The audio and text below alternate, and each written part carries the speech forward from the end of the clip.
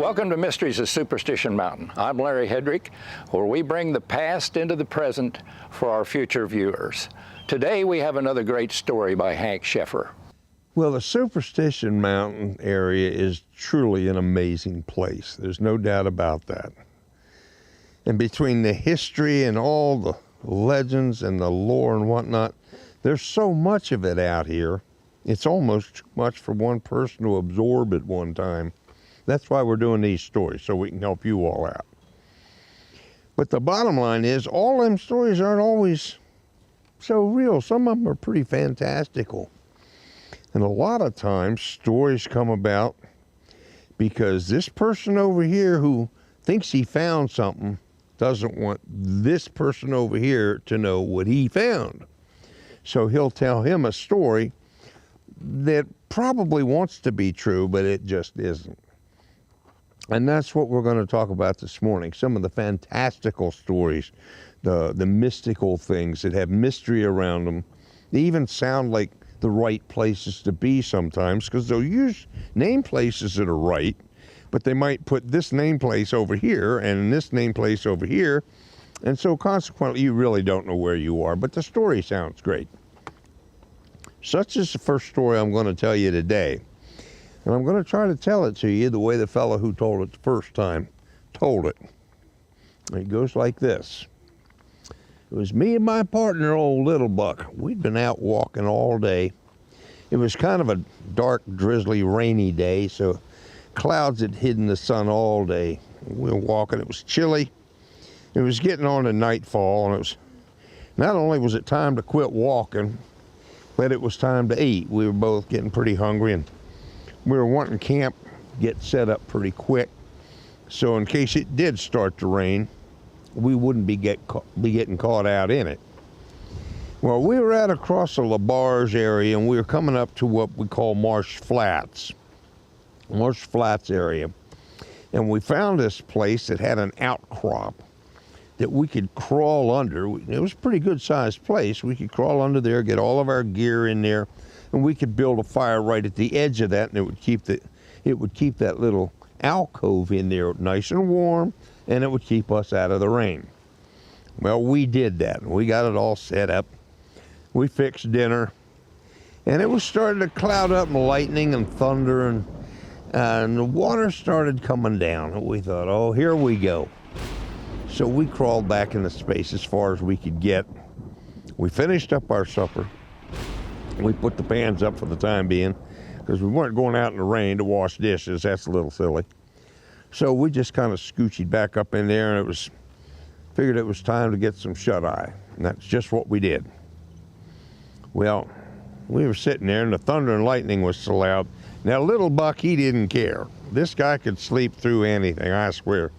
He was just over there snoring and carrying on and making as much racket as the thunderstorm was. Me, I was having a terrible time getting to sleep. But finally, I started dozing off, and I just about gotten to that point where I was asleep. And up sits Little Buck. He just sits up, and it just dragged me right back into reality, I guess. And he said, "Did you see that?" And I said, "See what?" I said, "I'm asleep. I'm trying to get to sleep." He says, "No, it was right over there." And I'm looking over there. He says, "There's a woman over there behind the bushes." Well, I'm going to tell you, I personally have been in and out of this desert for a long time, and I ain't found no women behind no bushes any time. It never happens that way. It might in the books, but it doesn't happen that way. But I looked over there where Buck was pointing, and sure enough, there was a woman out there floating about 10 feet off the ground. She was just sitting there kind of eerie and floating in and out of focus to us. And I'm looking, and I'm just about figuring out what I'm looking at here. And Little Buck fires off around at the thing, and that about jerked me right off the ground. So now I'm up about here, and I'm still looking at this lady over here, and I'm trying to figure out what I'm looking at. He says, "That lady's over there." I said, "That can't be a lady over there. It's got to be a ghost or something." Well, Little Buck didn't figure that was any better. So we're still sitting there, and the thunder and the lightning is just going on. And the only time we can really see her is when the lightning flashes. So we're just kind of scooting ourselves back in that little alcove as far as we can get, hoping she's not going to come our way. Well, the lightning and the thunder started to subside. It was a little bit quieter, and the only thing that was happening was the dripping rain. And we looked out over there, and she was gone. She was just plumb gone. And we looked and we watched, and we couldn't see anything. So we stoked the fire up a little bit, and we figured maybe putting a pot of coffee together would be a good idea. And we'd stay awake and keep vigil just in case she came back. Well, little Buck, we got the fire built, and we had a cup of coffee. Little Buck, he's off, he's snoring again, he's carrying on. And me, I'm sitting there just watching every place I can watch. What little lightning there was would light up, and every saguaro that lit up looked like a great big giant out there with their arms up in the air. And you start seeing all sorts of funny things. You're not really sure what any of them are, but you know that was a cactus a second ago, but now it looks like something different. And you got your buddy over here snoring. So that's not helping. Well, I'm still trying to get some sleep. I figured maybe just get a little bit of sleep because dawn can't be that far off. And I was just starting to doze off when all of a sudden, you got it, little Buck. It's time for breakfast, and he's up, and he's wide-eyed and bushy-tailed. He's ready to go. Me, I'm as groggy as I can be because I haven't hardly slept at all. And so we got our coffee going again. We had to stoke the fire up again, got the coffee going. Got to have coffee. Got to have coffee. So we got that done. We finished our coffee. We started stowing our gear and getting ready to leave. Because the way we figured, that lady at night that was drifting over Marsh Flats where we were was gone. And we weren't wanting to be there if she came back. So we packed up all our goodies and we started our trek home. Now, I don't know if there was ever anything really there. Little Buck won't say much because he said he slept. Well, he didn't, but he saw her too. But we ain't never been back there. And there have been other people that have heard the same story, and they said that they've seen her. I just have to wonder if you can't trip somebody's imagination. You tell them they saw something enough times, I suspect they're probably going to see it too. But we ain't never been back to that place. And I'm sure there's a lot of folks that have never been back up to that area either, even though that particular area is one where more often than not people talk about going to find gold. But I'm sure a lot of folks have been scared off because of the floating lady out at Marsh Flats. Well, that's the way that story was told. And whether or not it was true remains to be seen. I prefer to believe that it wasn't. But at this point in time, I can tell you there was another story out in basically the same area about these three fellows that had gone out there. And if you've watched any of our shows at all, you know that at one time or another there were over 30 stone houses or stone buildings or shacks, whatever you want to call them, that were in the superstitions at one time or another. And this particular story deals with one of those stone houses that was apparently put up by an Indian fellow. There's Indian fellows back here in this mountain that apparently do a lot of things that we don't really know who they were. It's kind of like the Indian squaw that we hear about that tells white men about gold. There's always an Indian squaw someplace, and she's always talking too much. We're going to let that be. At any rate, there's always an Indian squaw woman who tells a white man and something happens to her. But anyway, so these three fellas are back up around Bluff Springs, up near Charlie Boy, and they come across this little stone house. Well, it's getting late in the evening, and I don't suppose you believe it was a rainy, nasty, cloudy kind of day too. But they decided that they were going to stop in this stone house. Now, the stone house was like 4 or 5 feet of stone.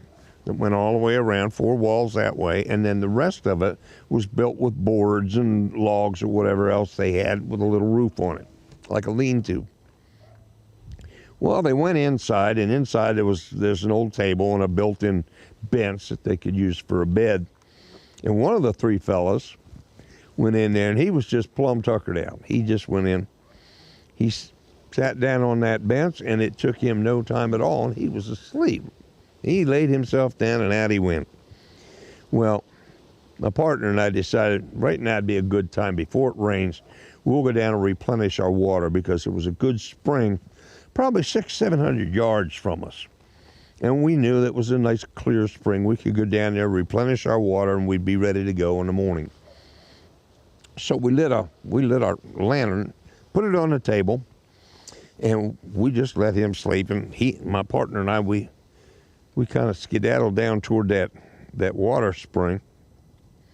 We were down there getting the water, and all of a sudden, at the same time, we both had this feeling that something was watching us, or there was impending danger. There was something going on, and we both turned around at the same time. When we went for our weapons, we drew our weapons, standing there kind of silly because can't see anything.